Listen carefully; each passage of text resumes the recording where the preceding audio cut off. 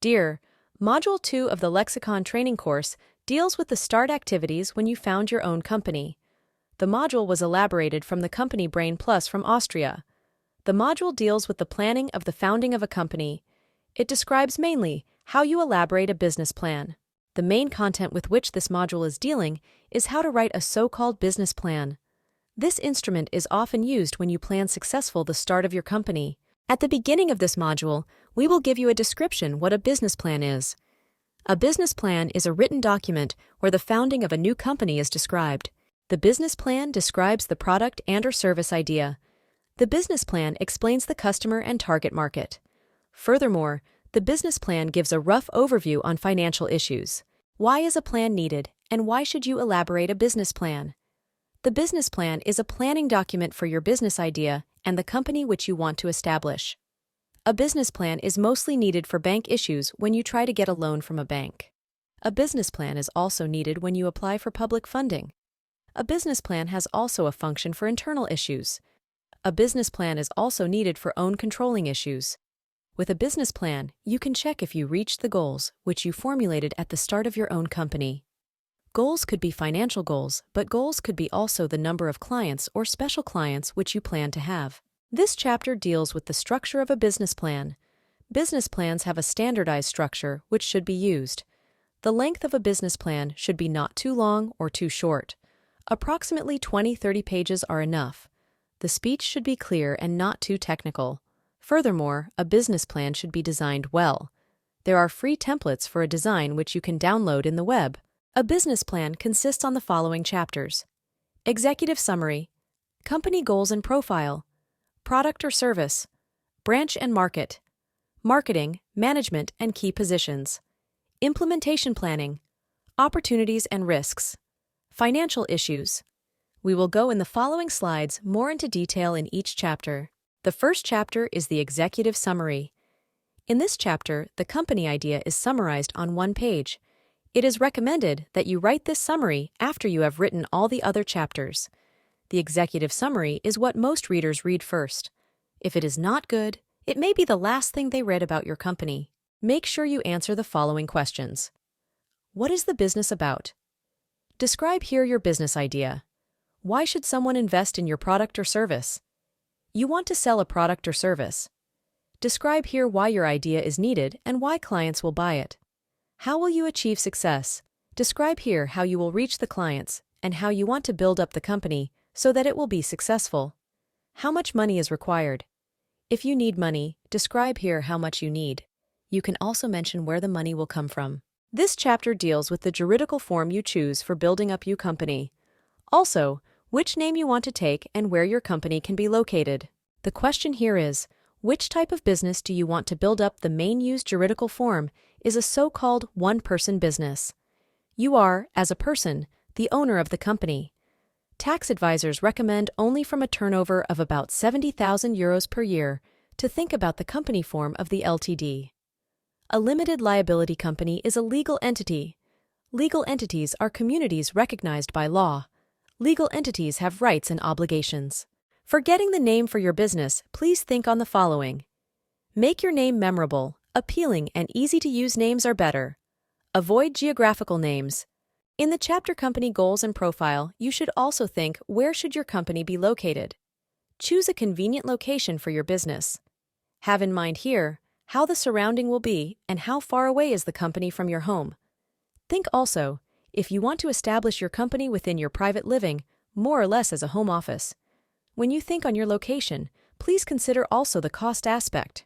There are several options here. You can establish your company at home, if this is possible. Of course, you can save money here when you want to go in this direction. There could be also the challenge to combine business with private issues. Furthermore, there is always an option that you move into a business park. The advantage is here that there is already a network of existing companies where you can establish easier business contacts. Also, the prices are sometimes a bit lower for company founders because of public fundings. This chapter deals with the description of your product service which you want to offer on the market. In the business plan, you should describe here in detail what your product service is. When writing this part of the business plan, stress your product's uniqueness. The main question is, why customers should buy your product or service? What especially is the need of the customer, which you want to satisfy with your offer? There must be a difference from your product or service to already existing products and/or services which are already available on the market. An example of customer need takes place every day around 12 p.m. This is when people begin to experience hunger and decide to purchase lunch. The type of food, the location of the restaurant, and the amount of time the service will take are all factors to how individuals decide to satisfy the need. 16 most common types of customer needs. The types of product needs can be split into two categories: product and service. Product needs. 1. Functionality. Customers need your product or service to function the way they need in order to solve their problem or desire. 2. Price. Customers have unique budgets with which they can purchase a product or service. 3. Convenience. Your product or service needs to be a convenient solution to the function your customers are trying to meet. 4. Experience. The experience using your product or service needs to be easy or at least clear, so as not to create more work for your customers. 5. Design. Along the lines of experience, the product or service needs a slick design to make it relatively easy and intuitive to use. 6. Reliability. The product or service needs to reliably function as advertised every time the customer wants to use it. 7. Performance. The product or service needs to perform correctly so the customer can achieve their goals. 8. Efficiency. The product or service needs to be efficient for the customer by streamlining an otherwise time-consuming process. 9. Compatibility. The product or service needs to be compatible with other products your customer is already using. Service needs. 10. Empathy. When your customers get in touch with customer service, they want empathy and understanding from the people assisting them. 11. Fairness. From pricing to terms of service to contract length, customers expect fairness from a company. 12. Transparency. Customers expect transparency from a company they're doing business with. Service outages, pricing changes, and things breaking happen, and customers deserve openness from the businesses they give money to. 13. Control. Customers need to feel like they're in control of the business interaction from start to finish and beyond, and customer empowerment shouldn't end with the sale. Make it easy for them to return products, change subscriptions, adjust terms, etc. 14. Options. Customers need options when they're getting ready to make a purchase from a company. Offer a variety of product, subscription, and payment options to provide that freedom of choice. 15. Information. Customers need information from the moment they start interacting with your brand to days and months after making a purchase. Businesses should invest in educational blog content, instructional knowledge-based content, and regular communication, so customers have the information they need to successfully use a product or service. 16. Accessibility. Customers need to be able to access your service and support teams. This means providing multiple channels for customer service. We'll talk a little more about these options later. You can gain more knowledge about what your customers want using a few different strategies. 1. Use existing data. Most likely you have some customer data already, especially if you're using a CRM. This is the best place to start your search. Are there pain points or issues you can glean from just looking at this customer data? Are there any patterns you can identify? Taking note of who your current customers are and their past interactions with your brand to get a better idea of where customers are coming from and if you're meeting their needs. 2. Solicit customer feedback. When trying to identify consumer needs, go straight to the source. This can be done using surveys that live on your site or sent via email. Additionally, you could conduct focus groups to gain more in-depth insight to customer needs and their overall experience with your product or service. 3. Customer journey. Mapping. To better understand and assist customers, you'll need to first know what phase of the customer journey they are in and what they're looking for. This is where customer journey mapping can help, giving a visual representation of how customers interact with your brand. This exercise will help you create a more proactive customer service approach and improve retention. 4. Input from service team. In addition to getting customer feedback, it's important to consult those who work with them, most your service team. They'll often have insights you may not be privy to and can help you anticipate the needs of your customers, as well as solve existing issues. They'll also be able to explain how customers are currently using your product or service and can identify any hiccups in the process. 5. Study competitors.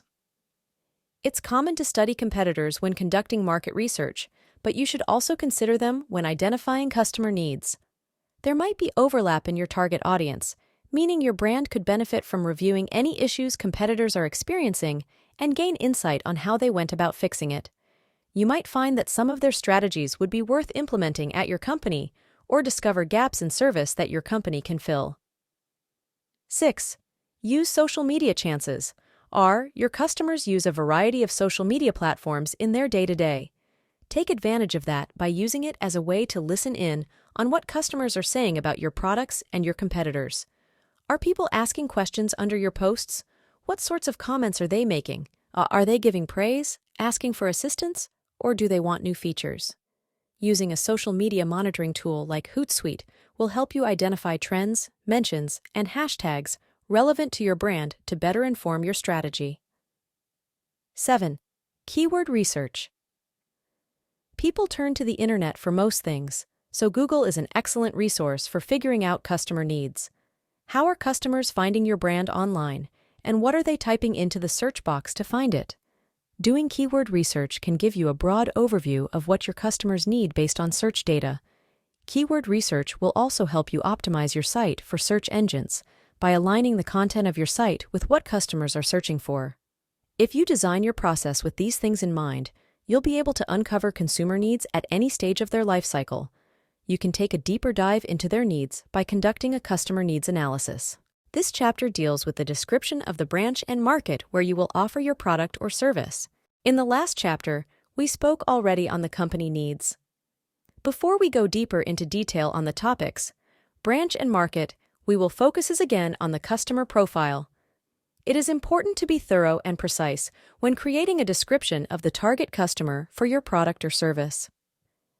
This description defines the characteristics of the people you want to sell it to and should indicate, among other things, whether your customers are cost or quality conscious, under what circumstances they buy, and what types of concerns they have. Describe your main typical customer. Do you want to sell to companies? Do you want to sell to private person?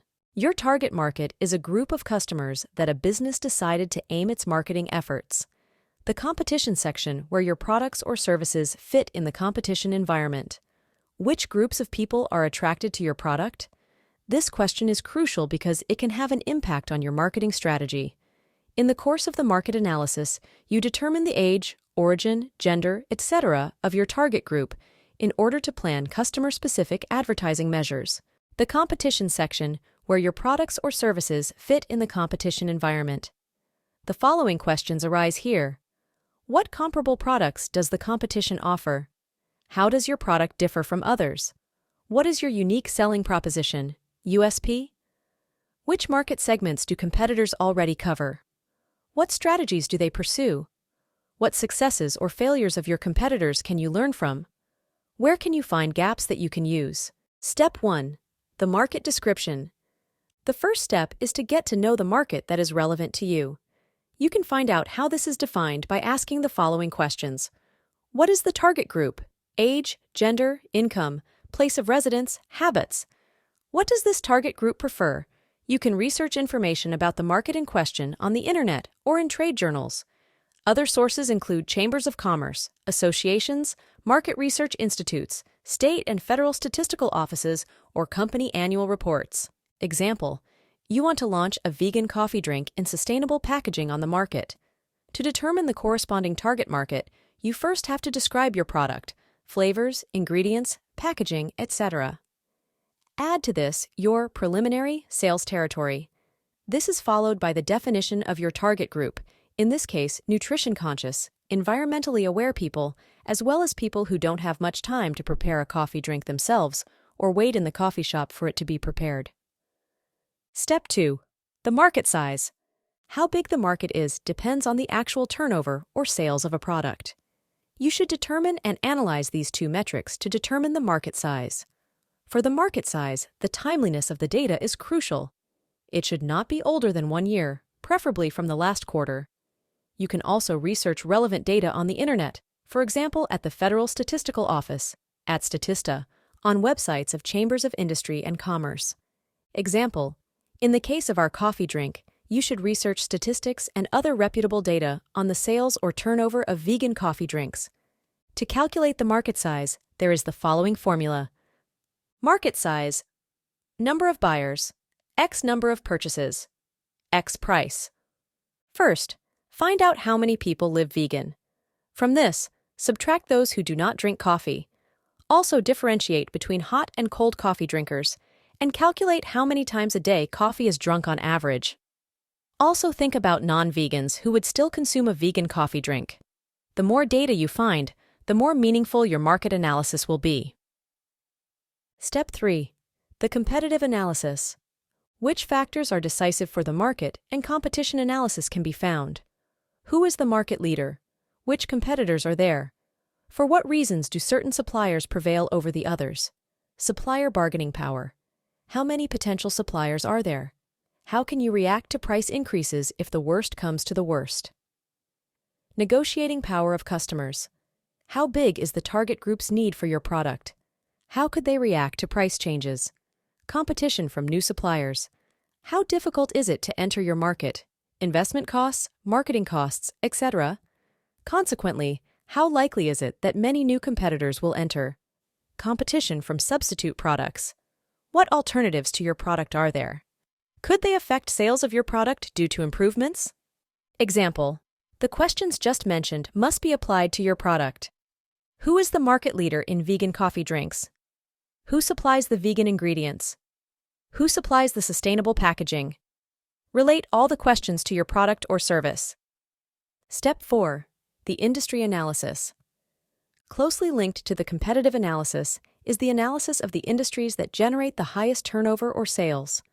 Starting from your defined market, you can analyze the attractiveness and structure of the industries and thereby gain insights into the corresponding target groups. From this, you can derive customer requirements and behavior, and thus marketing strategies for your company. The following questions will help you with the analysis. How high are the sales in the respective industry? What trends are emerging in the industry in question? Which innovations have recently increased the success of the industry in question? Example. Again, you need to apply the listed questions to your product. How high are the industry sales for vegan coffee drinks? What trends are emerging? Is there a trend back to traditional coffee drinks, or is the demand for vegan products increasing? What sustainable trends come after plastic-free and veganism? Step 5. The market potential analysis. For you as a founder, forecasting how the market will develop in the future is particularly important. The analysis of the market potential deals with questions about possible personnel barriers to market entry, e.g., costs, success factors, future developments, and trends concerning the market. Especially investors will be interested in the results of your market potential analysis. Example: how many employees do you need to sell your vegan coffee drink? What will it cost you to enter the market, and what other obstacles could make it more difficult? What is the future of the market, and will vegan lifestyle and sustainability continue to be trendy? These are questions you should address. Gut feeling alone is not enough. The more solid evidence you can provide to support your assumptions, the better. This chapter deals with marketing issues of your product or service. In this presentation, you will get only a very small overview on the topic, because in Module 3, Get Connected with Customers from KDRIU, you will learn more on the topic marketing. The chapter marketing should include the following topics in the business plan. Pricing strategy. This part describes how much you want to charge for your product or service. So, in short, what will be the price? Sales strategy. This topic deals how you want to sell your product. You can sell, for instance, via a store or an online platform, for instance. Advertising and promotion. Your advertising and promotions campaign is how you communicate information about your product or service. Price. What you will charge for your product or service. Sale. How you get products to the user. Will you sell them directly to your customers? Will you sell online? Advertisement and promotion. This section should include a description of all advertising vehicles you plan to use. Newspapers, magazines, radio, and TV. Sales promotional materials, package design, Facebook, etc. This chapter deals with the description of the involved key staff. Generally, the management and ownership section of a business plan is one of the easier, less time-consuming portions to compile. But elaborate it carefully, because possible investors or banks take a close look on it. In this, quite small section of the business plan, you should describe the involved key staff of your business. At the beginning, a short section on who owns and controls your company will help readers derive a better understanding of who will make decisions. Make a small CV for each person, where you describe the education, but also, and this is much more interesting, the experience which the people have already in the business where you will work. You can describe here also how you work together if you are not a sole proprietorship, which further key staff is involved. Describe here who is responsible for which topic. For instance, one person is responsible for the production, the other one for accounting. This section of the business plan describes concretely which activities you have to do in order to start your business. The following questions arises. What are the milestones in the development of your business, and when do they need to be reached? How do the next steps look like? There are 3 practical steps to create an implementation plan. 1. Set goals. The first step in the implementation process is to set your goals. Determine exactly how you want the business to be built. Defining your project goals at the beginning will make it easier to flesh out your plan. 2. Set milestones. Setting project milestones is an important step in the planning process because these checkpoints help you track your progress. Milestones serve as a benchmark against which you can gauge the progress of your startup and the road ahead. 3. Assign responsibilities and tasks. Each implementation plan should include a list of responsibilities assigned to each team member. By assigning responsibilities, you can measure each team member's performance and monitor progress more closely. This section of the business plan describes the opportunities and risks which you could have with your founding idea. A well-founded consideration of the opportunities and risks creates confidence in you as a person and in your company. This is because it proves that you are not naive, but have taken a close look at your business idea, the opportunities it offers, but of course also the risks that could jeopardize success or even end the project. When assessing the opportunities and risks, you should remain realistic. If it is not possible to make a final assessment, at least set out what the best case and worst case consequences might be. When assessing your strengths and weaknesses, a certain amount of self-confidence is harmless, as long as you do not exaggerate.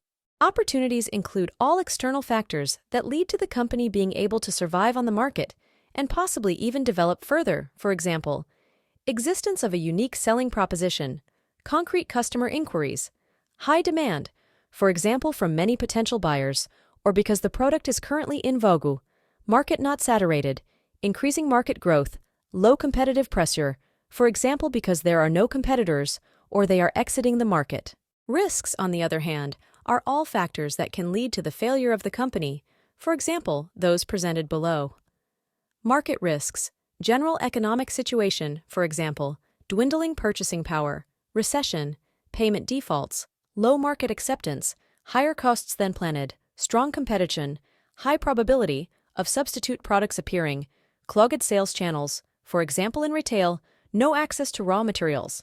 Technological risks, failure of production equipment, quality deficiencies in production, lack of compatibility with foreign products, lack of technical infrastructure, emergence of new technologies, political risks, legal prohibitions, high environmental regulations, social risks, demographic changes in the target group, change in trends, change of awareness in the population, personnel risk, termination of key employees, work absences, for example, due to illness, parental leave or strikes, industrial accidents. This section of the business plan describes the financial issues. The concept of depreciation recognizes that assets decline in value over time, and it spreads their cost over their useful life.